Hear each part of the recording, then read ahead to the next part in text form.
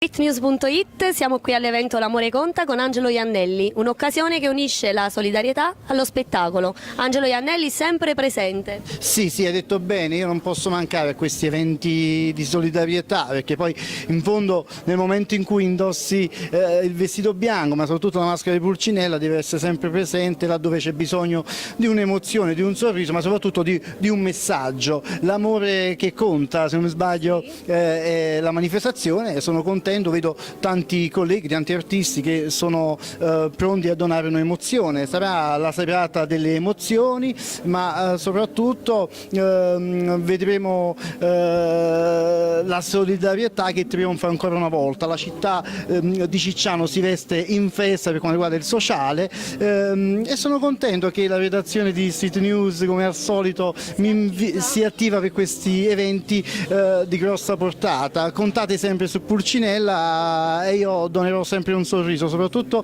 quando c'è bisogno di solidarietà.